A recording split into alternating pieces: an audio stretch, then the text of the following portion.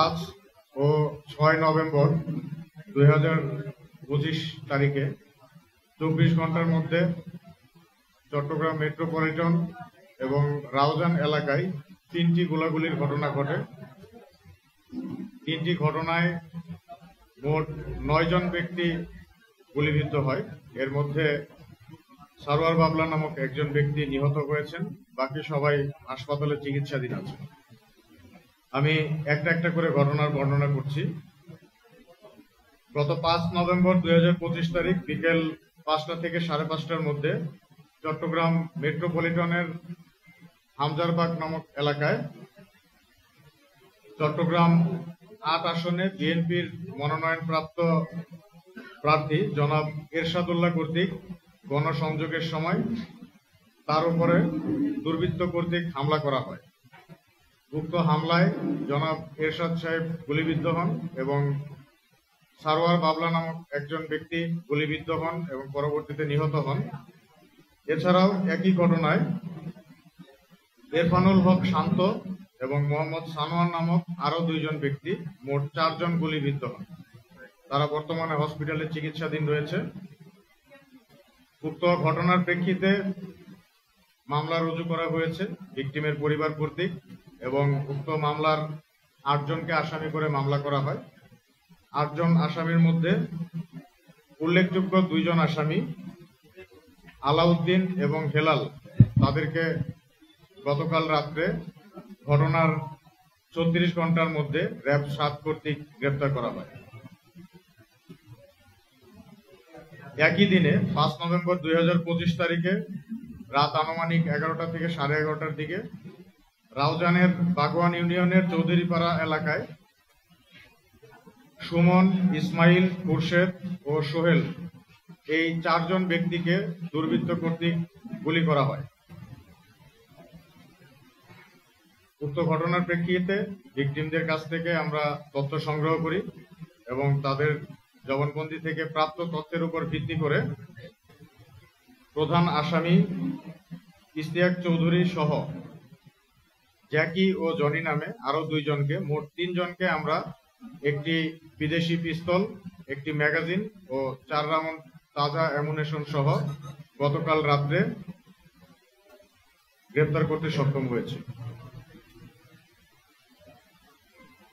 গত 6 নভেম্বর 2025 তারিখে বিকেলে চট্টগ্রাম মেট্রোপলিটনের চালিতাতলী এলাকায় ইদ্রিস নামক একজন অটোরিকশা চালককে দুর্বৃত্ত কর্তৃক গুলি করা হয়, তার পায়ে 2টি গুলি করা হয়। উক্ত ঘটনার প্রেক্ষিতে ভিকটিমের কাছ থেকে আমরা জবানবন্দি গ্রহণ করি এবং তার কাছ থেকে জানতে পারি যে এর সাথে 3 জন ব্যক্তি জড়িত ছিল।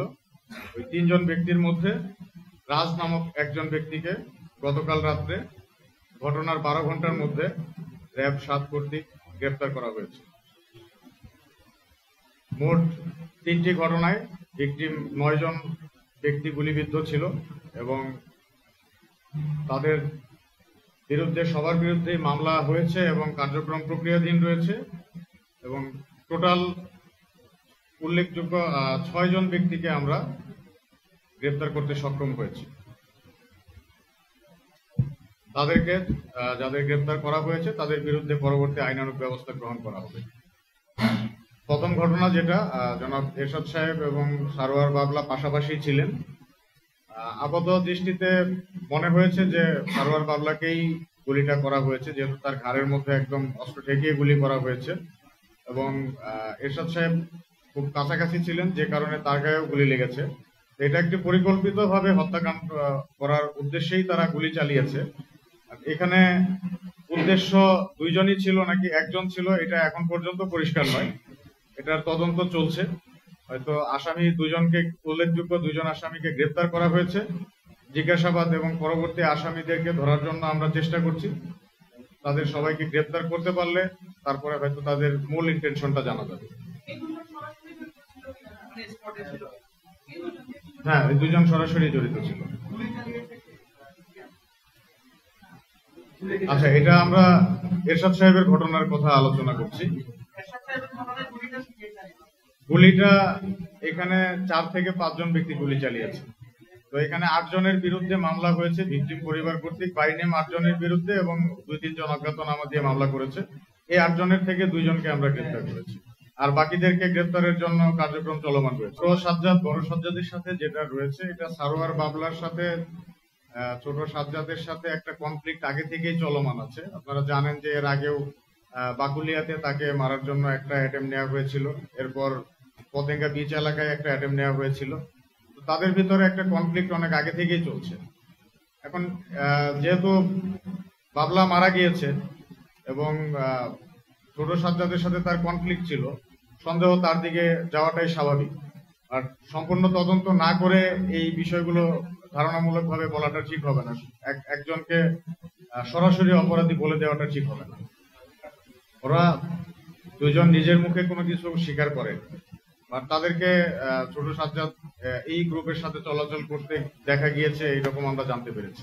তো ঘটনার পর থেকে শুরু করে এখন পর্যন্ত আমাদের টিমগুলো সার্বক্ষণিক কাজ করছে।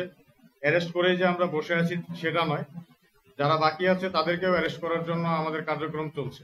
আসামি অ্যারেস্ট করতে হলে সবসময় বেগ পেতে হয়, এবং এটা বেগ পেতে হবে জেনেই আমরা অপারেশন করি। আমরা উদ্ধার করেছি আসামি সহ অস্ত্র। এটা হচ্ছে রাউজানে যে গোলাগুলির ঘটনা ঘটেছিল, সেই ঘটনার আসামির কাছ থেকে অস্ত্র পেয়েছি।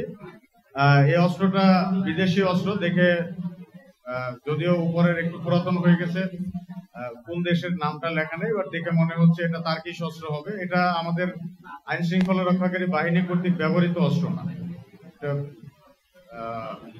ওই ক্যালিবারের না, অন্য ক্যালিবারের অস্ত্র।